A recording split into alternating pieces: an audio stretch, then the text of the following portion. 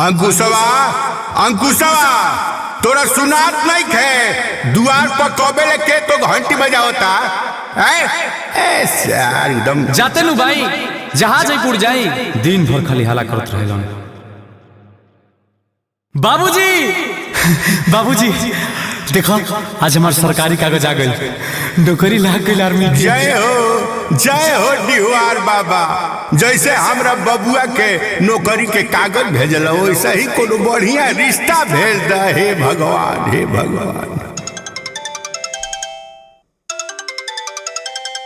Hello कहीं समाचार सब ठीक बा?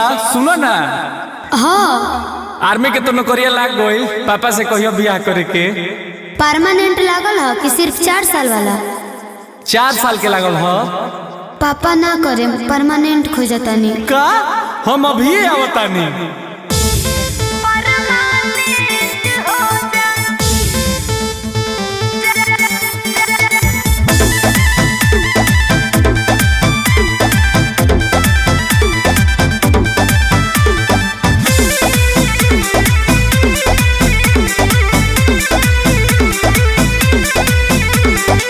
लाग गइल जब सरकारी सनम हो, तोहरा के बड़ी खुश राखब हम हो।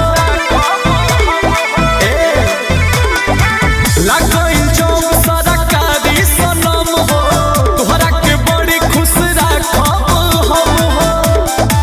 ए जानू अब तब तो हमरा मम्मी के हो जाए। 4 साल बाद कैसे ढोबब बोझा, जानू परमानेंट हो जा। 4 साल बाद कैसे ढोबब बोझा, जानू परमानेंट हो जा। हे तू बुझत छै कुनु 4 साल बाद फिर सरकार कोनो दूसरा विभाग में भेज दी, दुल्हा सरकारी रही। ए ना हो, हम अपना बाबूजी के जानतानी, उनका ये सब झोल झाल पसंद ना हो। नौकरी मिलत बड़ी हो भागे, ले लेनी जवानी आइल हो आगे, समझ तू हाला। ए डार्लिंग समझौतानी बाकी, घर के लोग ना बुझी बात। हमारा खातिर लइका तुइए दिन पबड़ुए खो जा। तो तू ही कहब करी कोना देवता के पूजा।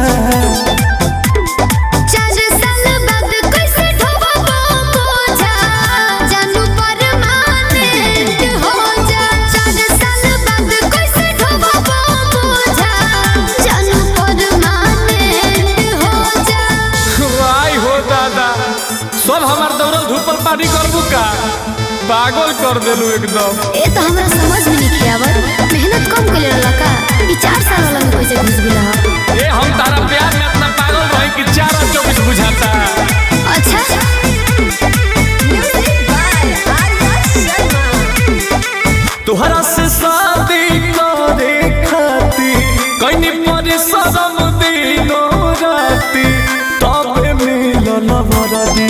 तो परिवार हमर बोला, एह कोई से शादी कर दी। तू सोचते रही जइबो या हमर अचके लाग जाई हरदी। आगे देखल जाई तले अंकुश गरदा में खो जा। 4 साल बाद कैसे ढोबब बोझा, जानू परमानेंट हो जा।